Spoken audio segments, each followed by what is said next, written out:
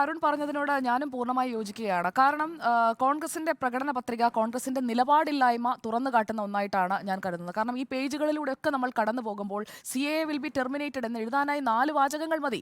അത് എഴുതി ചേർക്കാൻ കഴിയാതെ ഇത്രയും പേജുകളുള്ള ഒരു പ്രകടന പത്രിക തയ്യാറാക്കുമ്പോൾ എന്താണ് കോൺഗ്രസ് എന്നുള്ളത് തുറന്നു കാട്ടപ്പെടുകയാണ്. കാരണം പൗരത്വ വിഷയത്തിൽ ഈ 2019 അവർ കാട്ടിയ നിലപാട്, അതിൽ നിന്ന് 2021 വരെയൊക്കെ ഏറെക്കുറെ രാഹുൽ ഗാന്ധിക്ക് എന്തെങ്കിലും പറയാനുണ്ടായിരുന്നു. അതിനുശേഷം കംപ്ലീറ്റ് സൈലൻസ് ആണ്. കോൺഗ്രസിന്റെ ഇപ്പോഴത്തെ ഈ കംപ്ലീറ്റ് സൈലൻസ് എന്ന് പറയുന്നത് അവരുടെ നിലപാടില്ലായ്മയാണ്. അത് കേരളത്തിലെ ജനങ്ങൾ കുറി തിരിച്ചറിയുമെന്നാണ് ഞാൻ കരുതുന്നത്. കാരണം പാഞ്ച് ന്യായ് എന്ന് പറഞ്ഞുകൊണ്ട് ഈ പ്രകടന പത്രിക അവർ പറയുന്ന ന്യായ് പത്രയാണെന്ന്. അപ്പോൾ ന്യായ് പത്രയിൽ CAAക്കെതിരെ അവർ ഉയർത്തിപ്പിടിച്ച ആദ്യത്തെ നിലപാടിൽ അവർ വിശ്വസിക്കുന്നുണ്ടെങ്കിൽ ന്യായ് പത്രയിൽ അതുണ്ടാകണം. അതില്ലാത്ത ന്യായ് പത്രയിൽ എങ്ങനെയാണ് അവർ പറയുന്ന പാഞ്ച് ന്യായ് എന്ന് പറയുന്നത് തന്നെ അതിൽ എങ്ങനെയാണ് ന്യായീകരിക്കാൻ കഴിയുക? കാരണം യുവ ന്യായ്, നാരി ന്യായ്, കിസാൻ ന്യായ്, ശ്രമിക് ന്യായ്, ഹിസാദേരി ന്യായ്.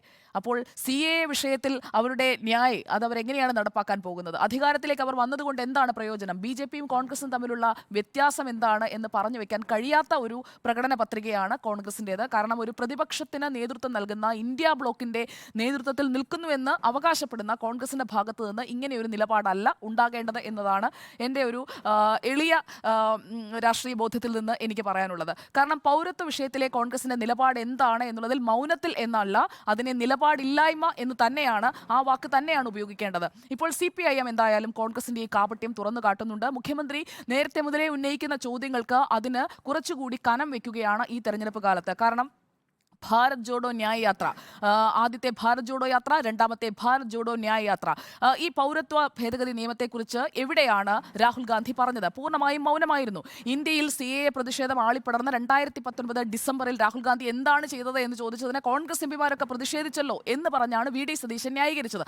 അവിടെയും രാഹുൽ ഗാന്ധിയുടെ മൗനം നമ്മൾ കാണുന്നുണ്ട്. ബിൽ അവതരിപ്പിച്ചപ്പോഴുള്ള നിലപാട്, അതിനുശേഷമുള്ള പ്രതിഷേധത്തിലെ നിലപാട്, പിന്നീട് ആ നിലപാട് തുടരുന്നത്, ഇതിലൊക്കെ പൂർണ്ണമായും വീഴ്ച പറ്റിയിട്ടുണ്ട് കോൺഗ്രസിന് എന്നുള്ളതാണ്. കാരണം BJP സർക്കാരിനെതിരെ, NDA സർക്കാരിനെതിരെ ഒരു വിശാല ഐക്യമൊക്കെ ഉണ്ടാക്കി കഴിയുമ്പോൾ ആ വിശാല ഐക്യത്തിലുള്ള ബ്ലോക്കിൽ DMKയും CPIM മാത്രം പറഞ്ഞാൽ പോരല്ലോ. CAA കുറിച്ച് കൃത്യമായി ആദ്യം പറയേണ്ടത് കോൺഗ്രസ് ആണ്. എന്താണ് ഞങ്ങളുടെ നിലപാടെന്ന്. അപ്പോൾ CAA ശരിക്കും എതിർക്കാൻ ഒന്നുമില്ല എന്നതാണ് ഇതിൽ നിന്ന് മനസ്സിലാക്കേണ്ടത്. കാരണം CAA എതിർക്കാൻ ഉണ്ടായിരുന്നെങ്കിൽ കോൺഗ്രസ് പറയില്ലേ? പറഞ്ഞിട്ടില്ല. അല്ലെങ്കിൽ കോൺഗ്രസിന് ഭയമാണ്. ഇല്ലാത്ത ഒന്നിൽ പിടിച്ചുകൊണ്ട് എതിർക്കാൻ പോയി ഉള്ള വോട്ട് കൂടി പോകേണ്ട എന്ന ഭയം കോൺഗ്രസിനെ പിടികൂടിയിട്ടുണ്ട്.